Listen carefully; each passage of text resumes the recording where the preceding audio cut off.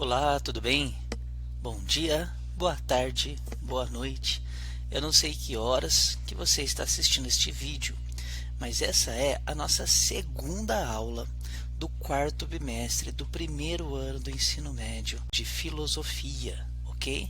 Então olha só, se liga aí nas ideias, pega bem firme a explicação para você depois poder responder as questões que eu coloco ali para ver se você entendeu esse assunto, certo? Então olha só,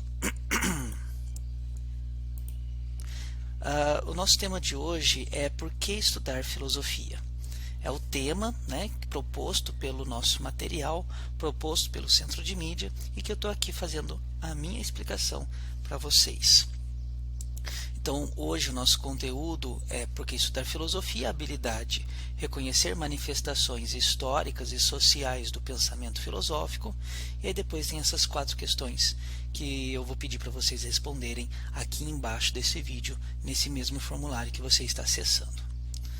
Bom, para você, né, para a gente poder começar a refletir e a pensar sobre esse assunto, por que a gente deve estudar filosofia, né? Por que existe filosofia no colégio, no ensino médio, né? Qual que é, de certa forma, a provocação, o objetivo da filosofia na vida do estudante, na escola, né?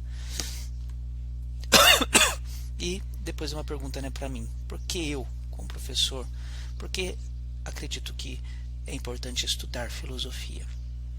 Primeiro de tudo, assim como um mecânico, ele vai consertar um carro, vai consertar um eletrodoméstico, ele precisa de ferramentas.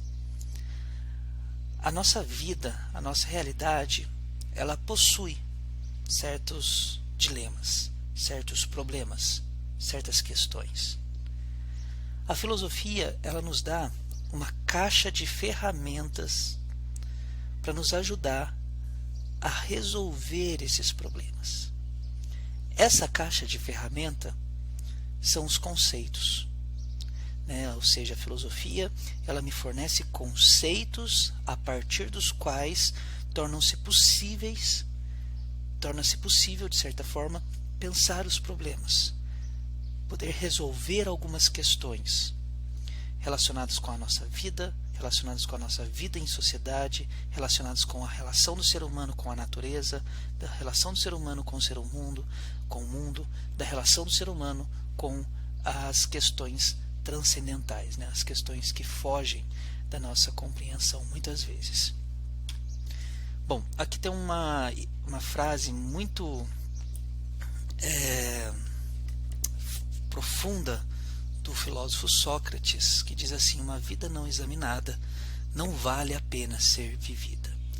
O que seria uma vida não examinada? Uma vida que pensa a si mesma, uma vida que se reflete, uma vida de questionamento, uma vida que, de certa forma, a pessoa vai tentando encontrar questões, né, se questionar através do espanto, através do pensamento reflexivo.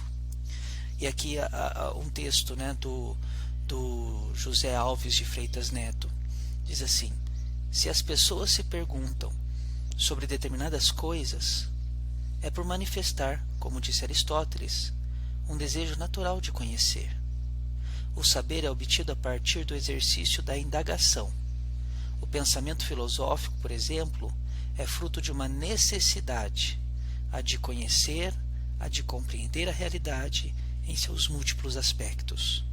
O saber, portanto, não é uma dádiva, mas uma possibilidade a ser construída e produzida pelas pessoas. Ou seja, as questões relacionadas com a nossa cultura vêm dessa fome do ser humano com relação ao saber. O ser humano deseja o saber, como já havia apontado Aristóteles. E esse saber no mundo humano, ele é construído socialmente, ele é construído no meio das relações sociais, de certa forma.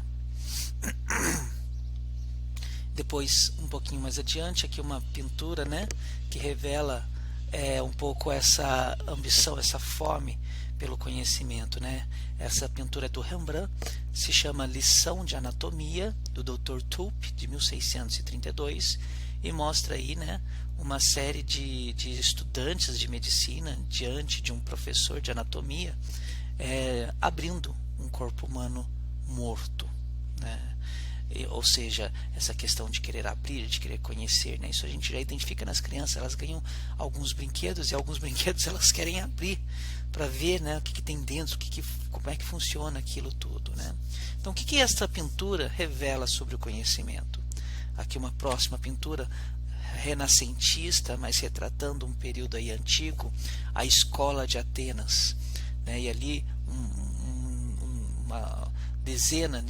algumas dezenas de filósofos, de pensadores dispostos ali de forma coletiva, construindo o saber diante, né, do estudo. Ali você vê no centro Platão apontando para o alto, Aristóteles apontando para baixo, diante de um contexto ali, de um espaço de construção de conhecimento coletivo. No espaço de diálogo a gente pode observar também. Então, aqui as questões, né, que eu vou pedir para vocês responderem. Da forma como vocês conseguem compreender, da forma como vocês conseguem articular os conceitos, né, de vocês. Qual é o valor do conhecimento, né? O conhecimento tem valor? Qual seria esse valor? O que é preciso fazer para se conhecer algo ou alguém? Você questiona seu próprio conhecimento? A memória e os sentidos sempre auxiliam no ato de conhecer? Tá? Pensa aí, reflete aí essas questões e responda para mim aqui dentro desse formulário, tudo bem? Até a próxima aula, até as próximas questões.